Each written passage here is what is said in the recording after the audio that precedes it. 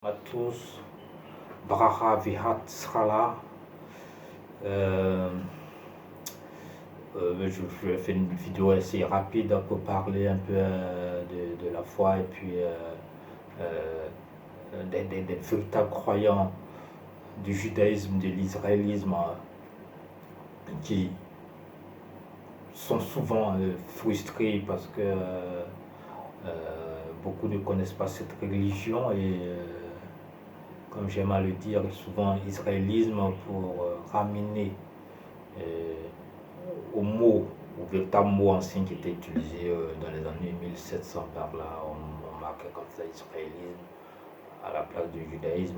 Après, bon, il y a eu des glissements sémantiques et tout, et puis le mot judaïsme a eu plus d'ampleur, mais c'est pas grave, on peut toujours utiliser l'israélisme pour ramener à la bénédiction Kachem, la bénédiction que Dieu a donnée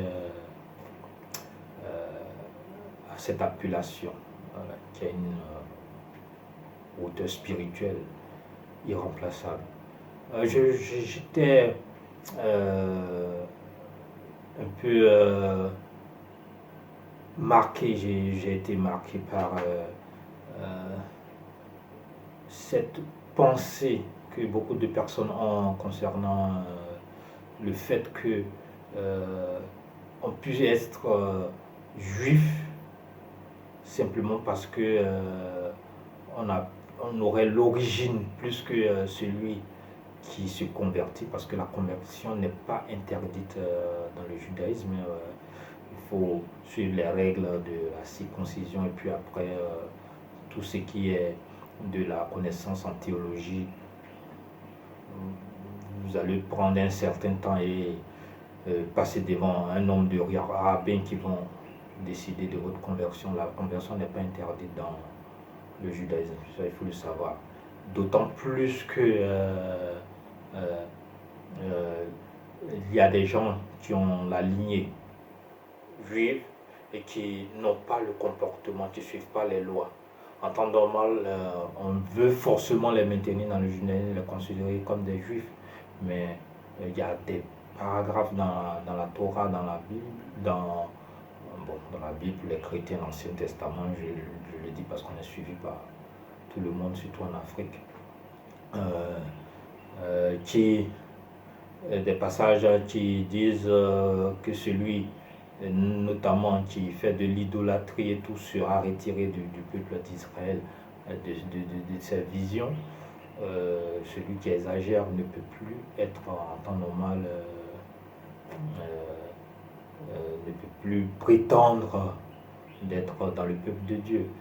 Quand vous prenez un certain Léonide Ravinsky, par exemple, Léonide Ravinsky, qui est un juif qui a fait fortune, mais sa fortune entachée parce qu'il a investi dans la prostitution, dans les vidéos, des vidéos X, de la débauche et tout. Et quand vous attendez des plateformes qui viennent du diable comme OnlyFans et autres, c'est lui qui a emmené, qui a mis beaucoup d'argent pour que des plateformes de gens qui travaillent pour le mal, pour le diable, puissent avoir du succès. Parce que ce monde est un peu dans la facilité. On ne regarde même plus les valeurs pour donner du succès.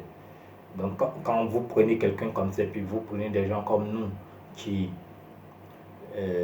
ont toujours eu le judaïsme en eux, parce qu'il y a eu des tribus perdues, notamment en Afrique, et puis nous, on a, par la force de l'esprit que Dieu a mis en nous, on est revenu à la tradition, à la religion. Entre nous et puis des gens comme ça, qui sont sortis de familles européennes, ashkénazes, qui avaient la tradition juive depuis très longtemps, entre nous et puis eux, forcément vous allez dire que c'est nous qui avons adopté et gardé ça et qui réprimons la débauche et tout, dans nos comportements qui condamnons ces genres de films quand on peut, partout, forcément. Nous sommes censés être vus comme des juifs plus que ces derniers qui en temps normal devaient être retranchés du peuple de Dieu. C'est parce qu'il y a une culture rabbinique qui a voulu forcément les imposer, mais ça c'est pas la pensée de Dieu non plus. La pensée de Dieu se trouve dans la Torah, la pensée de Dieu se trouve dans le livre saint. Vous comprenez? Voilà, c'est cette pensée que je voulais aujourd'hui vous donner. On doit comprendre que être juif, c'est plus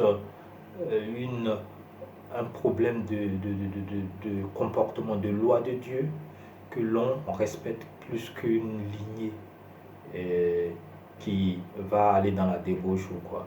Si vous prenez un Gad Malais qui ne s'intéresse même plus à la pratique du judaïsme, au Shabbat et tout, il va sans dire qu'on n'est pas obligé de vouloir forcément que Gad Malais, cet humoriste français, reste forcément dans le peuple de Dieu. Le peuple de Dieu, il est un, vous comprenez. Voilà. C'était ce que j'avais à dire. Et rester toujours serein pour tous ceux qui sont allés vers Dieu, vers l'israélisme, pour se convertir, qui respectent le Shabbat, qui regardent les lois à l'ara en face et qui s'obstinent à respecter les 613 lois et aussi à lire entre les lignes dans la Torah écrite, les 5 livres, sans tricher. Voilà, c'est de ceux-là que moi je parle.